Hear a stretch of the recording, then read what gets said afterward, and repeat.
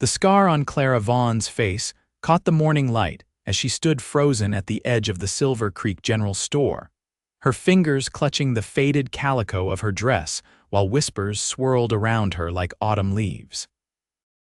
It was 1876 in the Arizona Territory, and in a place where survival demanded strength, a woman marked by fire was still something to be feared. "Look at that poor thing," a woman murmured behind a gloved hand. "How will she ever find herself a husband with a face like that?"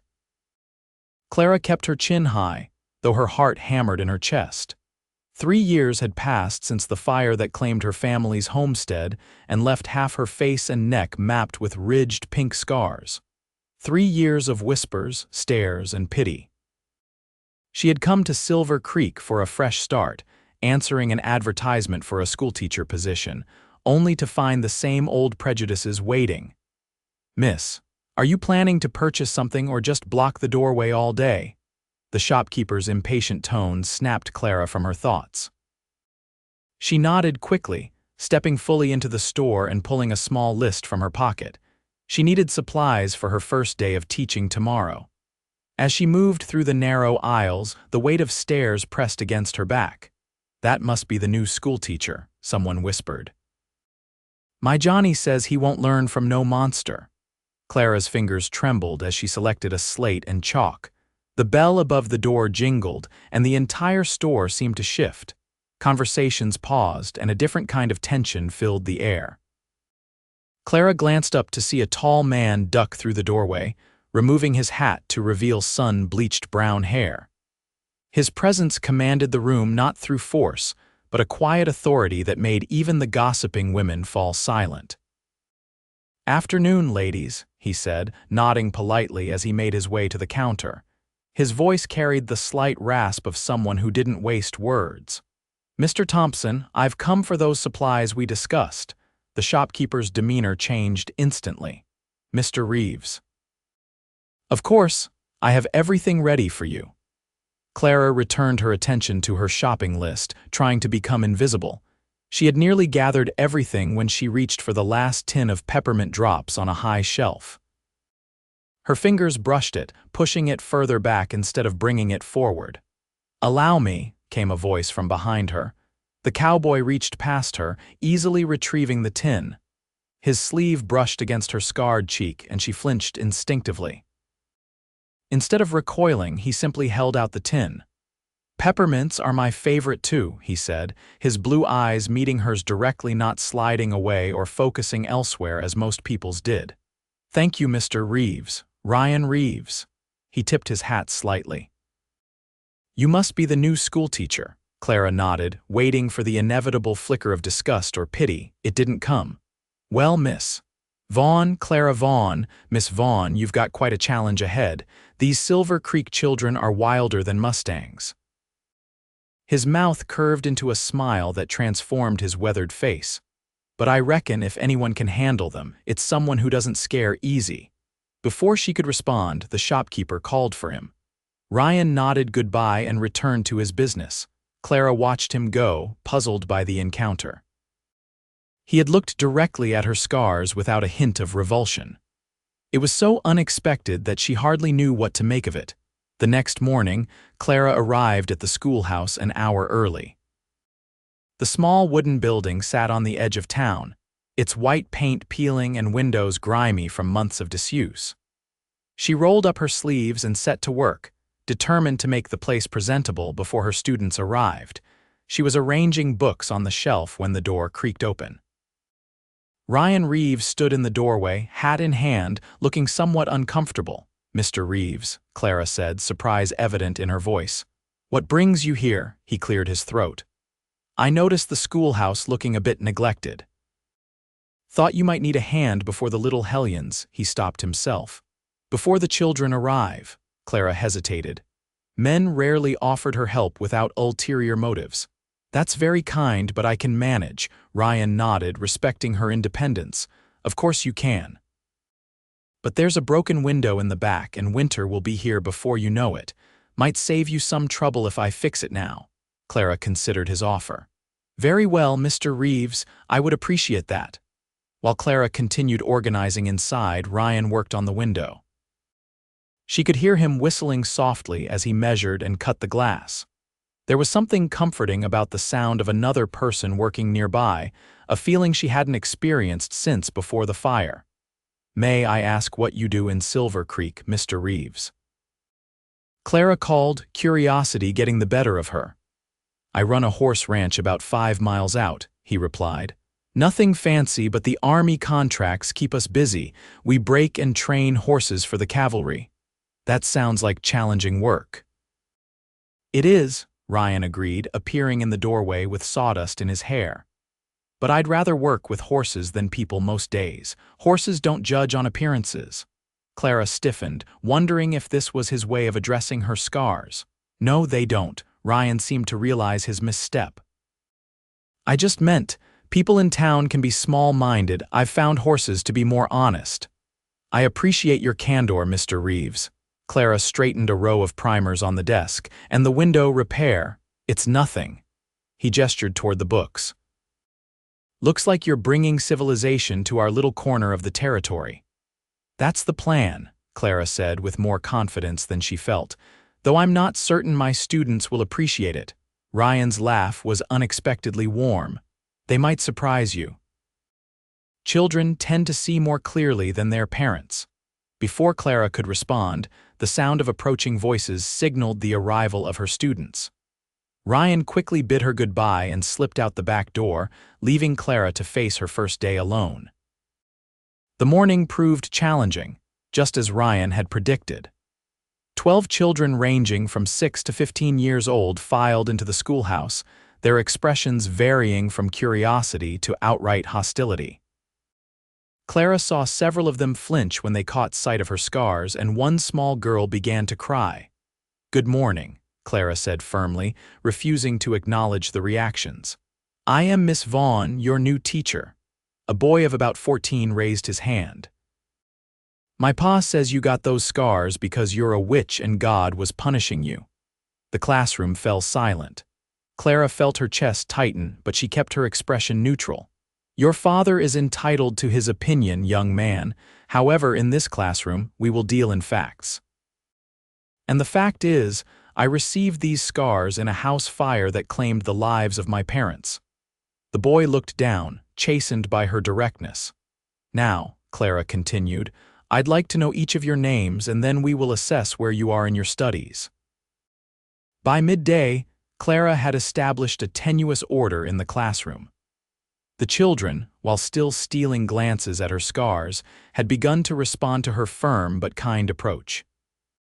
When she dismissed them for lunch, she sank into her chair, exhausted but relieved that the morning hadn't been a complete disaster. A knock at the door roused her. Ryan stood there, holding a small basket. "Thought you might need some sustenance after facing the wolves." Clara couldn't help but smile. "They're not wolves, just children with too many adults filling their heads with nonsense." "That's the spirit," Ryan said, setting the basket on her desk. "My housekeeper insisted I bring this, fresh bread and preserves. Please thank her for me." Clara opened the basket, the aroma of fresh baked bread making her realize how hungry she was. "Would you care to join me?" Ryan checked his pocket watch. "I can spare a few minutes." As they shared the simple meal, Ryan told her about his ranch and the challenges of the last drought. Clara found herself relaxing in his company, something she rarely did with strangers. "May I ask you something, Mr. Reeves?" Clara said as they finished eating. "Ryan, please, and yes, you may." "Why are you being so kind to me? Most people can barely look at me, let alone share a meal." Ryan considered her question. "I reckon it's because I know what it's like to be judged for things beyond your control." He rolled up his sleeve to reveal a deeply pitted scar running from his wrist to his elbow. "Smallpox when I was a boy, lost my mother and sister to it. For years, people treated me like I was still contagious." Clara's eyes softened. "I'm sorry about your family. It was a long time ago." Ryan rolled his sleeve back down. "But I learned that folks who judge by appearances aren't worth much of my time." The afternoon bell rang, signaling the end of lunch. Ryan stood to leave. I should let you get back to teaching. Those children need someone like you." "Someone scarred," Clara asked with unexpected boldness. "Someone strong," Ryan corrected. "Those scars are just proof of what you've survived." After Ryan left, Clara faced the afternoon with renewed determination.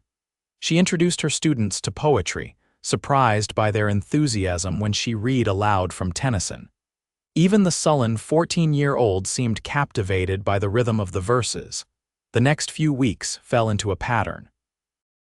Clara taught during the day, and occasionally Ryan would stop by with small gifts: a bouquet of wildflowers for her desk, a jar of honey from his hives, a book of poetry he thought she might enjoy. They were simple gestures, but Clara found herself looking forward to his visits.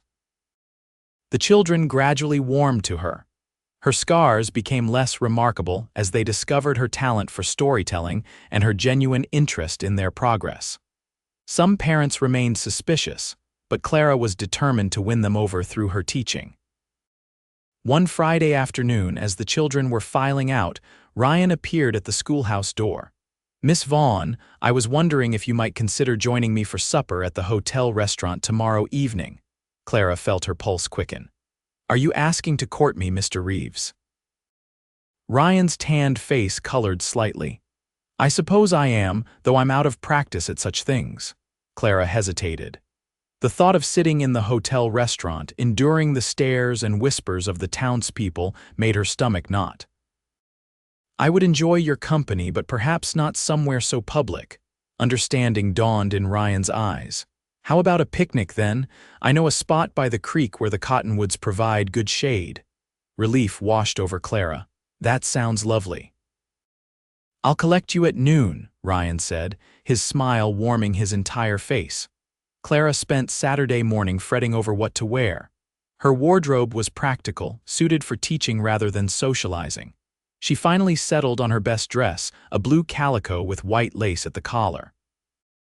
She arranged her hair to partially cover the scarred side of her face, a habit she had developed over the years. Ryan arrived promptly at noon, driving a well-maintained buggy. He helped Clara up onto the seat, his touch gentle but sure. As they drove out of town, Clara felt the tension in her shoulders ease.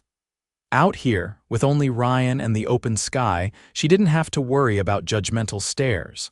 The spot Ryan had chosen was beautiful, a grassy bank beside Silver Creek, shaded by ancient cottonwoods. A quilt was already spread on the ground, weighed down with stones at the corners, and a picnic basket waited. "You've thought of everything," Clara said, genuinely touched by his thoughtfulness. Ryan helped her down from the buggy. "I wanted this to be special." The meal was simple but delicious: cold chicken, fresh bread, cheese, and apple pie that Ryan admitted his housekeeper had made. They ate and talked, conversation flowing easily between them. Ryan told her about his plans to expand his ranch, and Clara shared stories about her students' progress. "You've made a real difference with those children," Ryan said. "Even the Millerson boy, who was the worst troublemaker before you came." Clara blushed at the praise. "Children respond to kindness and structure. Most of them just need someone to believe in them." Ryan studied her face. "You're an extraordinary woman, Clara Vaughn." Clara instinctively turned her scarred side away. "Hardly extraordinary." "Don't do that," Ryan said softly. "Do what?" "Hide from me." Ryan reached out slowly, telegraphing his movements, and gently turned her face back toward him. His fingers were calloused but warm against her skin. "Your scars are part of you. They tell a story of survival." Clara's eyes filled with tears. "A story most people don't want to hear." "I want to hear it," Ryan said. "If you're willing to tell me." Clara took a deep breath. She rarely spoke about the fire, but something about Ryan's steady gaze gave her courage. "It was 3 years ago. My parents and I had a small farm in Kansas. One night, lightning struck our barn during a storm. The fire spread so quickly." She paused, the memories still vivid. "My father went back for my mother, who was bedridden with fever. I tried to follow, but a burning beam fell. It pinned me down, burning my face and neck. A neighbor pulled me out, but it was too late for my parents." Ryan's hand found hers, squeezing gently. "I'm sorry." After that, there was nothing left for me in Kansas. The neighbors were kind but uncomfortable around me. Children would run away screaming. So when I saw the advertisement for a teacher here, I thought it might be a fresh start. And has it been? Ryan asked. Clara considered the question. In some ways, the children are accepting me, but the adults. She shook her head. Last Sunday at church, Mrs. Dawson moved to a different pew when I sat down. Anger flashed in Ryan's eyes. That woman has the Christian charity of a rattlesnake. Despite herself, Clara laughed. You shouldn't say such things. It's the truth. Ryan's expression softened. But don't let her or anyone else make you feel less than what you are. And what am I, Mr. Reeves? Ryan's gaze held hers. Brave, intelligent, beautiful. Clara looked away. Please don't mock me. I would never. Ryan's voice was serious. Beauty isn't just smooth skin and perfect features. It's the light in your eyes when you talk about your students. It's the strength it took to build a new life after losing everything. Clara felt warmth spreading through her chest. No one had spoken to her this way since before the fire. You have a silver tongue, Cowboy, Ryan laughed. Not according to most people. I'm known for being too blunt. I like your bluntness, Clara admitted. It's refreshing after so much whispering behind hands. As the afternoon waned, they packed up the picnic and walked along the creek.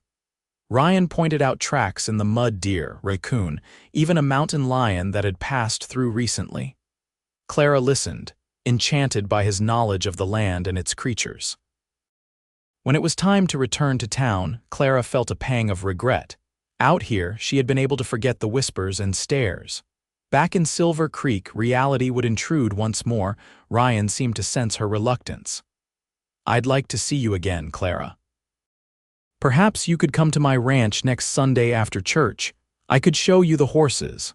Clara nodded, surprised by how much she wanted to accept. I'd like that. The following weeks brought more outings, rides across Ryan's ranch, fishing expeditions, even a dance in his barn where only his ranch hands and their families were present. In these settings, away from the judgmental eyes of the townspeople, Clara found herself relaxing, laughing more freely than she had in years. Ryan never tried to hide his growing feelings for her, but he was patient, never pushing for more than she was ready to give. He spoke openly about his admiration for her courage and intelligence, treating her scars as simply another part of her, neither defining her nor diminishing her worth in his eyes. For Clara, this acceptance was both healing and terrifying. She had built walls around her heart after the fire, convinced that no man would ever see past her scars. Ryan's persistent kindness was slowly dismantling those defenses, leaving her vulnerable in ways she hadn't been since before the tragedy. On a crisp October evening, Ryan invited Clara to dinner at his ranch house. His housekeeper, Mrs. Biggs, had prepared a feast and discreetly made herself scarce after serving, leaving them alone in the cozy dining room. You have a beautiful home, Clara said, admiring the simple but well-crafted furniture and the bookshelves filled with volumes she itched to explore. It's been in my family for 2 generations, Ryan explained. My father built it for my mother when they first came west. It was just a 2-room cabin then. I've added to it over the years. After dinner, they sat before the fireplace, the flames casting a warm glow across the room. Ryan seemed unusually quiet, and Clara sensed he had something on his mind. Is everything all right? She asked. You seem distracted. Ryan set down his coffee cup. I received a letter today from the Army quartermaster. They're increasing their order for horses, which means I'll need to expand the ranch. He hesitated. It's good news, but it means more work, more responsibility. That's wonderful, Clara said, genuinely pleased for him. You've worked hard for this opportunity. It is, Ryan agreed, but it's made me think about the future, about what I want my life to be. He took a deep breath, about who I want to share it with. Clara's heart began to race. Ryan. He moved from his chair to kneel before her. Clara Vaughn, these past months have been the happiest of my life. You've brought joy and purpose back into my world in ways I never expected. He took her hands in his. I love you, your strength, your kindness, your determination. Every part of you, including the scars that show what you've survived. Tears filled Clara's eyes. The townspeople will talk. They'll say you could have had any woman, not one who's damaged. Ryan's expression hardened. Let them talk. They tried to shame your scars, but they're proof of your strength, and anyone who can't see that isn't worth our consideration. You truly don't mind, Clara whispered, still disbelieving. The only thing I mind is the thought of living without you. Ryan reached into his pocket and withdrew a small velvet box. Clara Vaughn, will you do me the honor of becoming my wife? Inside the box was a delicate gold ring with a small pearl. It was my mother's, Ryan explained, simple but given with all the love in my heart. Clara looked at the ring, then at Ryan's hopeful face. The man before her had seen her at her most vulnerable and had never once flinched away. He had defended her, supported her, and made her feel beautiful again. Yes, she said, her voice strong and sure. Yes, I will marry you. Ryan's face lit up with joy as he slipped the ring onto her finger. He rose and pulled her into his arms, his kiss gentle at first, then deepening with a passion that left them both breathless. News of their engagement spread through Silver Creek like wildfire. The reactions were mixed. Some offered genuine congratulations, while others whispered that Ryan Reeves must be desperate or blind to marry that scarred schoolteacher. The worst came on Sunday after church, when Mrs. Dawson approached them on the steps.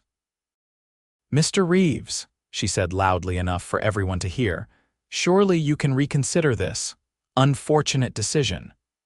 There are many lovely, unmarked girls who would make suitable wives for a man of your standing." Clara felt Ryan tense beside her, but before he could respond, a small voice piped up from behind Mrs. Dawson. "My mama says Miss Vaughn's scars are ugly," said 7-year-old Tommy Dawson, "but she taught me to read when nobody else could, and she never gets mad when I stutter." Mrs. Dawson turned crimson. "Thomas, that's quite enough." "Miss Vaughn says God doesn't make mistakes," the boy continued stubbornly, "and that different isn't bad, it's just different." Ryan smiled down at the boy. "Your teacher is a very wise woman, Tommy." Mrs. Dawson sputtered, but several other children had gathered around, all eager to defend their teacher. "She helped me with my sums," offered 12-year-old Abigail Johnson. "She doesn't laugh at my freckles like the old teacher did," added Fred Wilson. One by one, the children of Silver Creek stepped forward, each with a story about how Clara had helped them, encouraged them, or shown them kindness. Their parents watched in amazement as the children they had taught to fear Clara's appearance now stood as her most passionate defenders. "Well," Ryan said quietly to Clara as Mrs. Dawson retreated in embarrassment, "it seems you've won over the most important jury in town." Clara squeezed his hand, too moved to speak. The children's simple acceptance meant more to her than any adult's approval ever could. They were married on a bright November day, with the aspen trees glowing gold against the blue sky.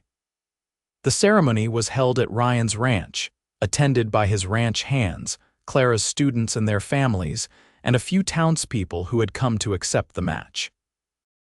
Clara wore a cream-colored dress she had sewn herself, with no veil to hide her face. Ryan had insisted she come to him just as she was, scars and all. "I take this woman," Ryan said clearly when it came time for his vows, "with all that she is and all that she has survived, to be my wife. Her scars are sacred to me, for they tell the story of her courage." There wasn't a dry eye among the guests as they exchanged rings and promises. Even the minister seemed moved by the depth of feeling between them. The celebration afterward was joyous, with music and dancing that lasted well into the evening. Clara found herself surrounded by people who genuinely wished her well, including many who had once avoided her gaze. It wasn't universal acceptance, some still kept their distance, but it was more than she had dared hope for when she first arrived in Silver Creek. As night fell, Ryan led her to their home, now theirs together. He had added a new wing to the house, with a larger library for Clara's growing collection of books and a sitting room with windows that caught the morning light. "Welcome home, Mrs. Reeves," he said, lifting her into his arms to carry her across the threshold. Clara wrapped her arms around his neck, marveling at how far she had come from that first day in the general store. "I never thought I would find this," she admitted. "A home, acceptance, love." Ryan set her down gently in their bedroom. "You deserve all of it and more." He traced the line of her scars with tender fingers. "These are the map of your journey to me. How could I not cherish them?" Clara reached up to touch his face, this man who had seen beyond her scars to the woman beneath. "I love you, Ryan Reeves." "And I love you, Clara Reeves," he replied, sealing the promise with a kiss. 5 years later, Clara stood on the porch of their expanded ranch house, watching Ryan teach their 3-year-old son Robert to ride his first pony. Their 1-year-old daughter Catherine slept against her shoulder, her tiny hand curled against Clara's scarred neck. The ranch had prospered under Ryan's management, and Clara still taught at the schoolhouse 3 days a week, with a young assistant handling the other days. Silver Creek had grown too, with new families settling in the fertile valley. The whispers about Clara's scars had faded to nothing over the years, replaced by respect for the teacher who had educated a generation of the town's children. "Mama, look." Robert called as the pony trotted in a circle, Ryan holding a lead rope. "I'm riding like Papa." "I see you, my brave boy," Clara called back, her heart full of pride and love. Ryan looked up at her, the same love and admiration in his eyes that had been there from the beginning. They had faced challenges together: drought, illness, the prejudices of others, but through it all, Ryan had never once made her feel anything less than beautiful and worthy. As the sun set behind the mountains, painting the sky in brilliant oranges and pinks, Clara thought about the fire that had once defined her life. It had taken so much from her: her parents, her home, her unmarked face.